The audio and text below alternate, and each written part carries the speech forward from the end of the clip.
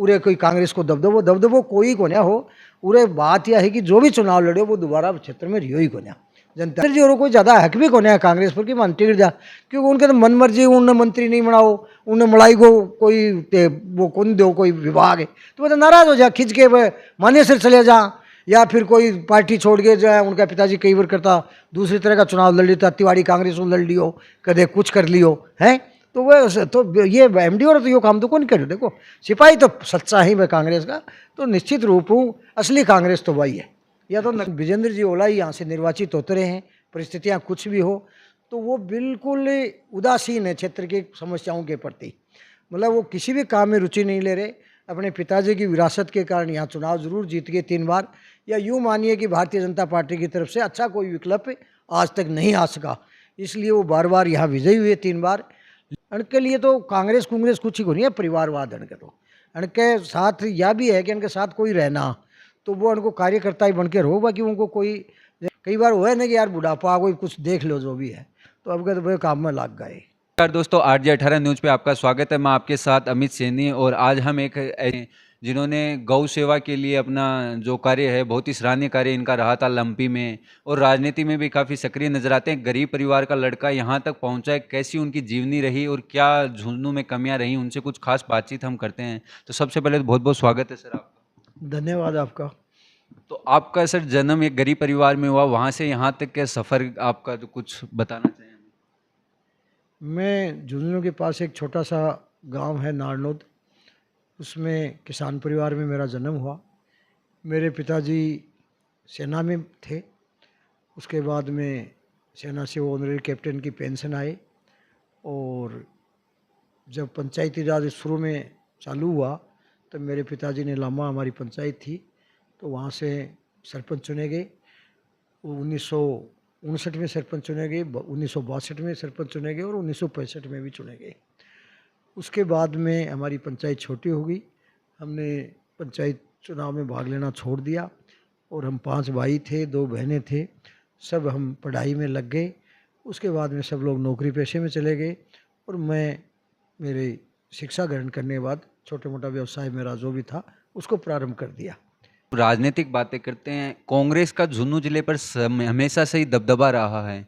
क्या आप कमियां देखते हैं जो कांग्रेस राज में यहाँ के नेता रहे, मंत्री रहे, निजी संपर्क उनके हमेशा से मुख्यमंत्री से रहे, क्या कमियां यहाँ रह गई? मेरी नज़र में कोई दबदबाड़ो बात को नहीं झुंझुनू का माँ पीछे को इतिहास आप देखा तो या मान लो कि बराबर को सो हिसाब किताब रही है। मैं ज़्यादा पुरानी गहराई में तो को नहीं जानू चाहूँ, लेकिन उरे तारा ध्यान हुए तो एक बार मूल सिंह जी भी चुनाव लड़े हो, तो वो बाई इलेक्शन हो, उप चुनाव में मूल सिंह जी जीत्या, भारतीय जनता पार्टी की टिकट पर जीत्या। उनके बाद में मूल सिंह जी के बाद में सुमित्रा सिंह जी जीती निर्दलीय के रूप में, फिर सुमित्रा सिंह जी जीती भारतीय जनता पार्टी की टिकट पर, फिर 3 बार हालांकि विजेंद्र जी ओला चुनाव जीतता जा रहे हैं।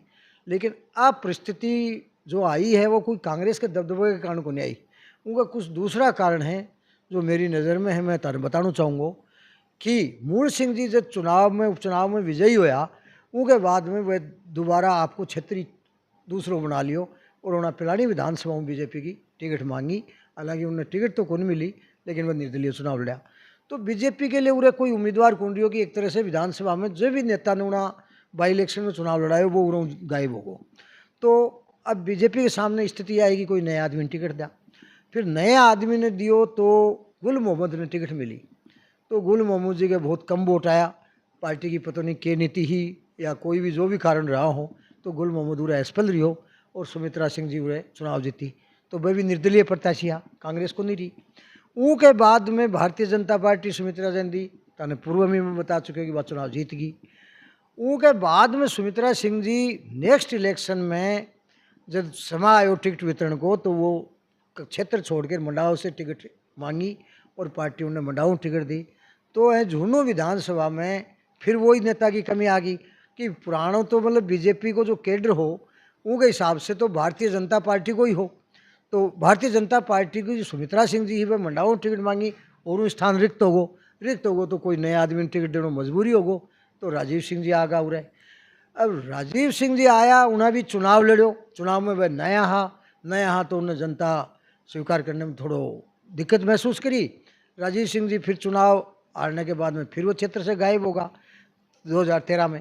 उनके बाद बीजेपी 18 में फिर चुनाव के मैदान में आई, तो मैदान में आई तो उनके लिए तो फिर संकट खड़े हो गो कि पुरानो आदमी तो कोई उरे है को ना, तो उन्हें मैंने टिकट दी। तो अब क्या है कि जो चुनाव में 3 बार बीजेपी उन्होंने हारी है, उनको कारण यही रहा है कि कोई भी नेता उरे टिक के काम कौन कर पायो और नए नए उम्मीदवार आए जो जनता उन्हें स्वीकार कौन कराया। अब चूँकि मैं 2018 में उरा आयो हूँ, जे दिन से मैं चुनाव में फार्म भरियो जठे तक मेरे याद आवा है, मैं 19 नवंबर 2018 ने मैं चुनाव में भरियो, वो दिन से लेके आज तक मैं पूरे सक्रिय हूँ। मैं सुख में दुख में धार्मिक कार्य में, चाहे राम मंदिर की बात हो, चाहे गो सेवा की बात हो, चाहे लंपी वायरस की हो, कोरोना वायरस की हो, या कोई गणेश पूजा, राम मंदिर यानी कि दुर्गा पूजा, जो भी हिंदुत्व का या सनातन धर्म का जो भी कार्यक्रम है, चाहे हनुमान जन्मोत्सव, तो सब में बढ़ चढ़ के भाग लियो। खेल के मैदान में युवाओं ने जब भी जरूरत पड़ी मैं खेला को आयोजन करायो। और भी कोई दिव्यांग की बात आई, कोई सुकन्या समृद्धि योजना की कोई फंड की बात आई, तो अनेक तरह का जो भी काम है संगठन में मान लो कि जदू बीजेपी में पूरे 18 में चुनाव लड़े हो, 2 साल महामंत्री, अब मैं वर्तमान में जिला उपाध्यक्ष हूँ। जनसंख्या समाधान फाउंडेशन को भी मैं जिला अध्यक्ष हूँ, और जनसंख्या समाधान फाउंडेशन को एक ही कार्यक्रम महत्वपूर्ण हो जो भारत माता यात्रा, जो मेरे नेतृत्व में पूरे झुंझुनू में बहुत ढंग से यानी कि राजस्थान में अच्छी यात्रा में वाही। तो लिए अब कोई यहाँ को विषय को है कि उरे कोई कांग्रेस को दबदबो कोई को हो। उरे बात यह है कि जो भी चुनाव लड़े वो दोबारा क्षेत्र में रियो ही को जनता के बीच। अब की बार अब ये स्थिति नहीं है। एक झुंझुनू के विधायक है, वो मुख्यमंत्री के करीबी रहे, पिछला एक प्रकरण हुआ वो 2 गुटों में बटे, लेकिन झुंझुनू का विकास कहीं रुक सा गया है, चाहे मेडिकल कॉलेज की बात कर लें या अन्य योजनाएं, तो उस पर आप क्या कारण रहा कि वो योजनाएं वहीं रुक? वो तो मुख्य कारण कुछ भी नहीं है। यहाँ देखो विधानसभा का जो भी विकास है ना, वो यहाँ के जनप्रतिनिधि विशेष रूप से विधायक के ऊपर निर्भर करता है। यहाँ ये झुंझुनू विधानसभा की बड़ी विडंबना है या झुंझुनू के लिए एक दुखद अध्याय है कि 15 साल से श्रीमान विजेंद्र जी ओला ही यहाँ से निर्वाचित होते रहे हैं। परिस्थितियाँ कुछ भी हो तो वो बिल्कुल उदासीन है क्षेत्र की समस्याओं के प्रति। मतलब वो किसी भी काम में रुचि नहीं ले रहे। अपने पिताजी की विरासत के कारण यहाँ चुनाव जरूर जीत गए 3 बार, या यूँ मानिए कि भारतीय जनता पार्टी की तरफ से अच्छा कोई विकल्प आज तक नहीं आ सका, इसलिए वो बार बार यहाँ विजयी हुए 3 बार। लेकिन उन्होंने चाहे आप मेडिकल कॉलेज की बात कर लो, चाहे सूर्य उद्यान की बात कर लो, चाहे ब्रिज की कर लो, यहाँ नवनिर्मित बिरला ऑडिटोरियम जो बन रहा है उसकी बात करें अपने, या और कोई सड़कों का दुरुस्तीकरण है, ट्रॉमा हॉस्पिटल की बात है, या हमारे खेतान जैसे हॉस्पिटल में जो मशीनें आ रही हैं उनके लिए टेक्नीशियन नहीं है, या उनके लिए कोई मान्यता कोई गवर्नमेंट के ऊपर से होने, मतलब हर तरह के कार्य में, चाहे सड़क हो, चाहे सुरक्षा हो, चाहे किसान हो, चाहे महिला हो, चाहे युवा हो, हर वर्ग के प्रति हमारे यहाँ के जनप्रतिनिधि उदासीन हैं। उनको जनता की कोई चिंता नहीं है। आज तुष्टीकरण की नीति है, यहाँ अल्पसंख्यक का एक वोट बैंक है, सदा से यही उनकी धारणा है कि ये लोग हमें वोट दे देंगे, लेकिन मैं नहीं मानता कि अब वो स्थिति रहेगी। तो यहाँ पे कांग्रेस में जो ये गुटबाजी हो रही है, इसका आप झुंझुनू पे क्या प्रभाव देखते हो? कि वो कभी तो पायलट ग्रुप में नजर आते हैं, कभी गहलोत में, कभी वो निर्दलीय। नहीं, गुटबाजी का तो सीधा सा असर है कि वो चुनाव पे तो पड़ेगा। अब बीच में तो जनता कर क्या सकती है? उन्होंने जब मैंडेट दे ही दिया तो 5 साल तक तो उनका पट्टा जारी हो गया। बाकी अगर विजेंद्र जी के लिए कहें तो कई लोगों को मत कहता हूँ भाई कांग्रेस तो वो पार्टी ही नहीं है, क्योंकि अशोक गहलोत साहब के नेतृत्व में जब अपने यहाँ सरकार बनी तो पायलट साहब के नेतृत्व में 19 विधायक जो मानेसर में गए थे वो सरकार गिराने के लिए तो गए थे। सरकार कुनी गिरी जैसे मान लो ये सिर नीचो करके आगा पार्टी में बने रहने के लिए, इनकी सदस्यता नहीं चली जा, तो बाकी ये तो सरकार के विरुद्ध में, कांग्रेस को तो कोई लेना देना ही नहीं है। ये तो कई बार तेरह का पोस्टर देखा होगा, सम्मान्य शीश राम जी ओला जी का पोस्टर लगा हुए, कोई प्रदेश नेतृत्व का, सीएम को कोई लेना देना ही कौन रखे। तो इनके लिए तो कांग्रेस कुछ ही को नहीं है, परिवारवाद इनके तो। इनके साथ यह भी है कि इनके साथ कोई रहना तो वो उनको कार्यकर्ता ही बन के रहो, बाकी उनको कोई जहाँ आर्मी में है ना अपने कई रंगरूट भर्ती करे, रंगरूट रिटायर हो जा, तो यहाँ की शैली है ओला परिवार की, इनके साथ कोई रहो, उन्हें वोट देने तक सीमित है, बाकी उनको प्रमोशन को नहीं। कार्यकर्ता को कोई विकास ना ना ना, कार्यकर्ता को नहीं, रूरल जनता को विकास को नहीं।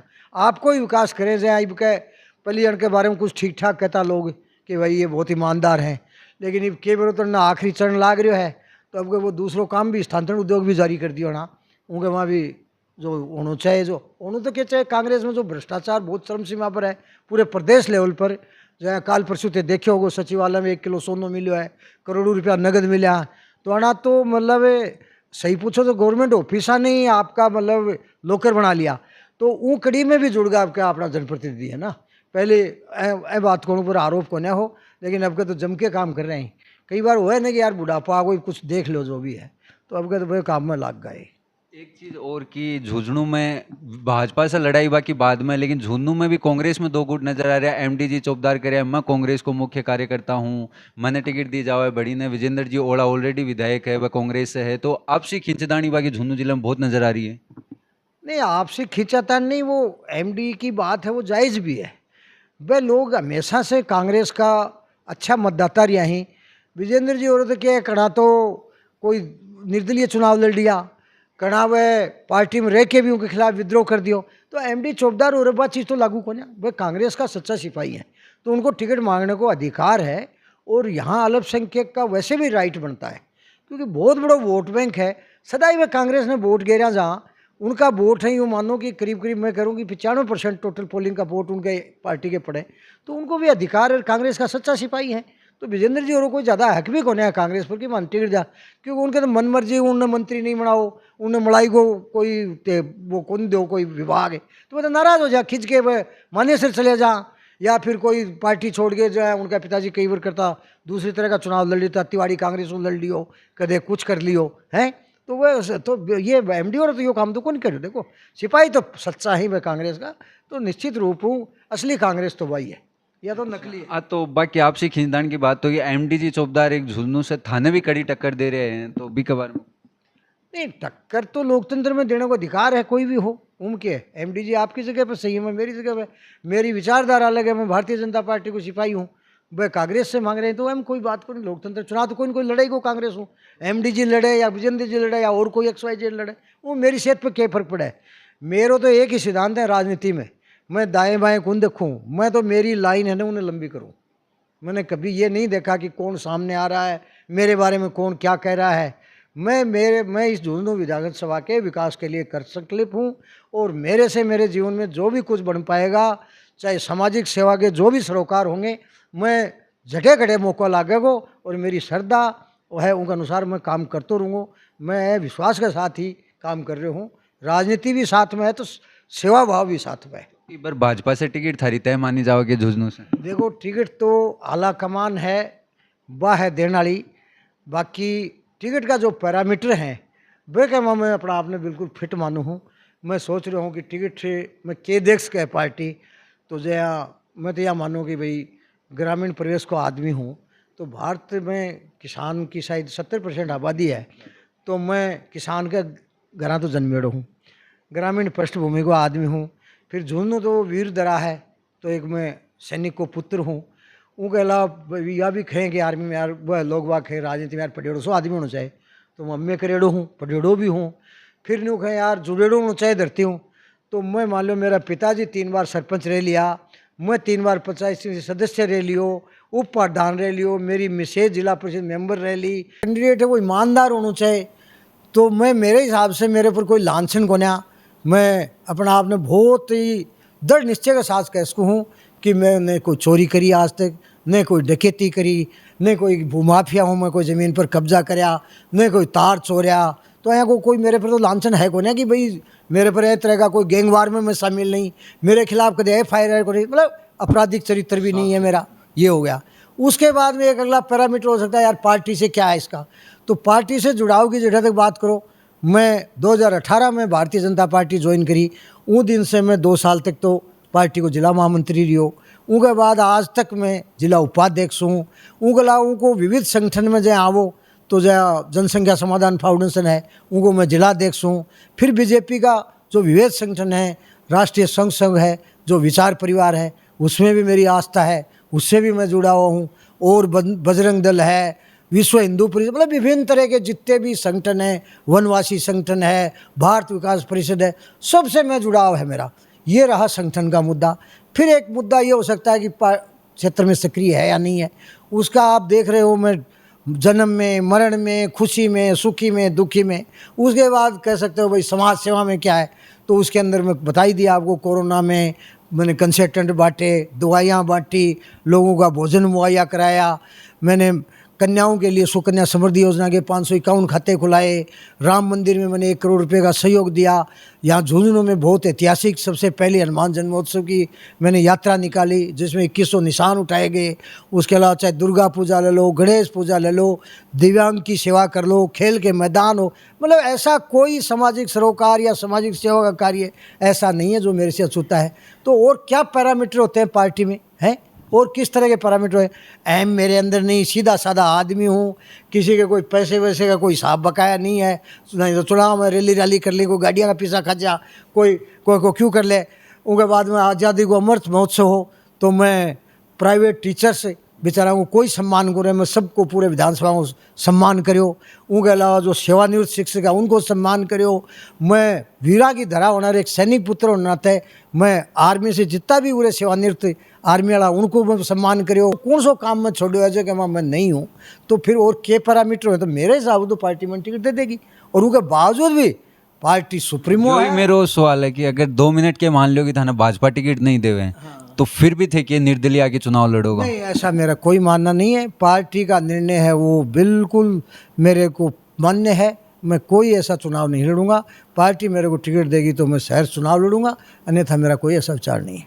एक बात और, अगर मान लो आपको टिकट मिलती है और आप भाजपा के यहाँ से जिता के ले जाते हो तो कोई 2 ऐसे काम आप बताना चाहो जो आप करवाना चाहते हो झुंझुनू में? भाई झुंझुनू में तो मैं तो सौ पली तो क्या है कि उरे थोड़ी सी भी बरसात हो जाए ना तो 3 नाकाबंदी हो जाए। जहाँ चोर डकैती के लिए नाकाबंदी कराया करे ना सरकार कि पुलिस द्वारा नाकाबंदी करो, चोरा न पकड़ा, तो आपने झुंझुनू शहर में तो नाकाबंदी ऑलरेडी है। 3 रोड है बिल्कुल यूँ मानो। फिर वह तो पहलो काम तो यह है कि यो जो है ना यो पानी को भराव वालो मैं इन्हें बिल्कुल दुरुस्त कराऊंगा। पूरे कोई नाली नूली बनाऊंगा, लेवल लेके बनाऊंगा। तकनीकी दृष्टि हूँ, सिर्फ कमीशन खोरी के लिए काम को नहीं कराऊंगा। उनके अलावा अधूरा जो भी है सूर्य उद्यान है 90% काम होगो, 10% के लिए बच रहा है। वीरा की धरती बतावे हैं, सैनिक सेना शहादत की बात करें, अगर वो सूर्य उद्यान बन जाएगा तो ये सारी चीज़ें वहाँ अपन देखने मिलेंगी। उनके अलावा कई जगह अभी वो इतनी बड़ो ट्रैफिक चाल रहा है, इतना एक्सीडेंट हुए, लोगों ने जान चला, ट्रॉमा हॉस्पिटल की बहुत सख्त जरूरत है। और ऑडिटोरियम है, हवाई पट्टी है, काम करने के लिए घना ही है। एक काम क्यों अनेकों काम है। 15 साल में काम हुआ ही नहीं तो पिछड़ को आप लोग विधानसभा दो तो खरिया जाओ, उरे तो अनगिनत हैं और सारा ही करने की कोशिश कराएंगे। आरो भी रही हो मेन जो राजधानी जुड़ना हो 3 सालों पड़े है। एम कॉलेज की नीति की बात आवे कना तो कुछ कहें वो समझ पर वहाँ करा दी, पहले तो ज़मीन के वहाँ लट बजाया, अब होगी जो भी वहाँ ईंट ही कौन लगी। तो ये कोई काम थोड़ी है, काम तो बहुत सारा है, एक ही कौन करांगा, बहुत करांगा काम। हाँ, तो ये कुछ खास बातचीत थी वो अनिल भामू जी से थी। हमारा बहुत बहुत धन्यवाद सर आपका RJ18 न्यूज़ की। धन्यवाद सर, आप लोग यहाँ पधारे और मेरे को परिचर्चा के लिए चुना, इसके लिए आपके चैनल का बहुत बहुत आभारी हूँ। एक और हमारी झुंझुनू की जनता को आपका कोई संदेश जो आप घर घर तक नहीं पहुंच पाते उन तक आप कोई संदेश पहुंचाना चाहते? झुंझुनू की जनता से तो मेरा एक ही विनम्र आग्रह है कि मैं पिछले 5 साल से आपके बीच में आया हूँ और आपने मेरे को बहुत मान सम्मान दिया है। इस मान सम्मान को आप और स्नेह को बरकरार रखें और मैं झुंझुनू के विकास के लिए आजीवन कर संकल्प हूँ और हमेशा मैं इसके विकास के लिए चिंता रखता हूँ और निश्चित रूप से आपकी अपेक्षा और ऊपर मैं खरा उतरने की कोशिश करूँगा। बहुत बहुत धन्यवाद। धन्यवाद।